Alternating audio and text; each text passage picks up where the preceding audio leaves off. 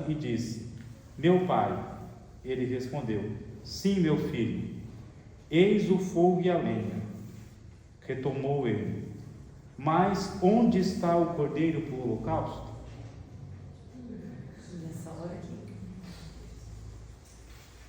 Nessa hora ele deve ter caído umas 10 vezes.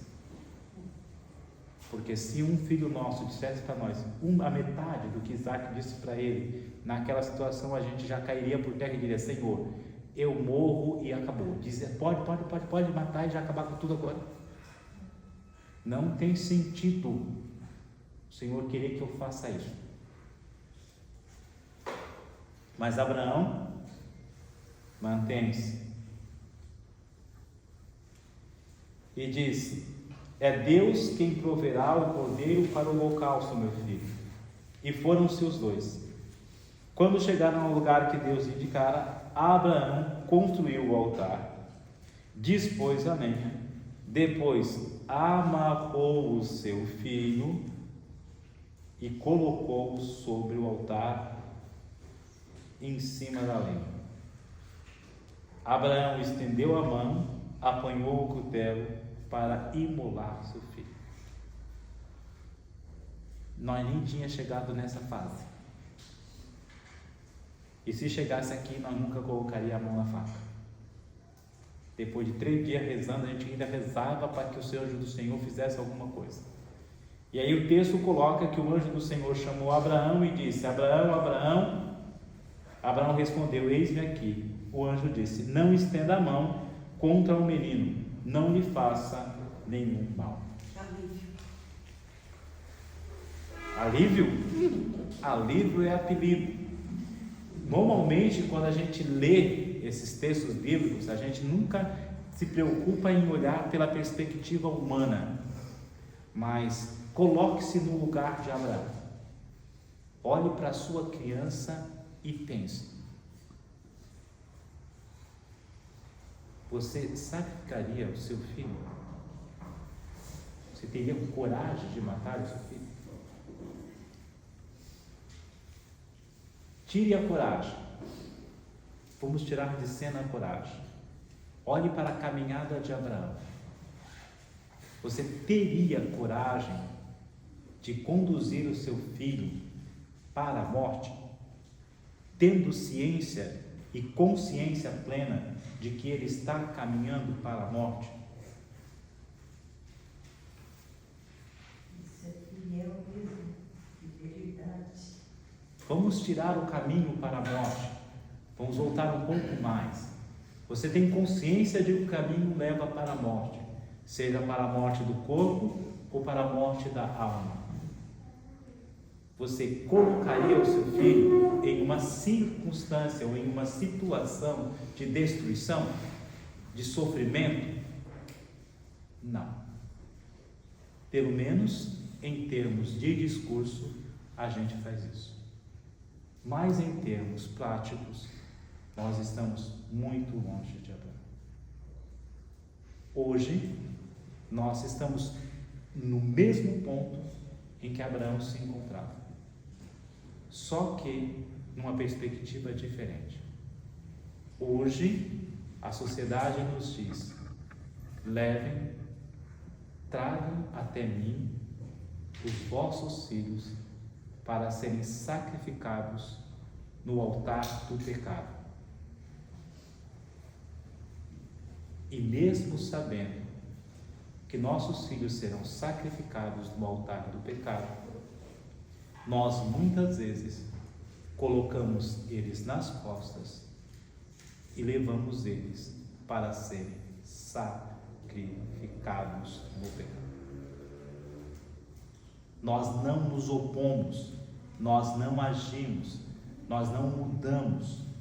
E os altares dos pecados espalhados pelo mundo, dos holocaustos ao demônio, são gigantescos, todos os dias colocados na nossa frente, todos os dias postos diante de nós, com o mesmo e eterno convite: sacrifique a vida do teu filho, à minha vontade, e por incrível que pareça, por mais escandaloso que seja, hoje milhares de crianças no mundo são sacrificadas, não no sentido literal de matá-las para essa vida, mas no sentido espiritual de matá-las para a plenitude da graça de Deus e de consagrá-las ao mal.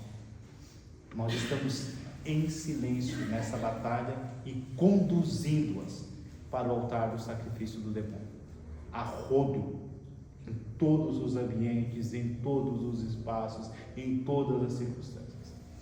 Nós achamos que é difícil sacrificar um filho para a fé, para Deus, mas não achamos difícil sacrificar um filho para o mal. E não se trata do sacrifício em si, físico, mas principalmente do sacrifício espiritual. Falta-nos disciplina, falta-nos fé, falta-nos perseverança, falta-nos dizer para ele que funk não é música. Falta-nos dizer para ele que comportamentos de falta de respeito por pai e mãe não nos leva para lugar nenhum. Falta-nos dizer para eles que eles devem se comportar de acordo, que se vestir bem é algo que santifica a vida, de que se comportar corretamente é se colocar diante de Deus, porque o mundo vai nos dizer: uma criança de 9 anos pode andar seminua, é lindinho. Uma criança de 5 anos pode definir o gênero, é natural.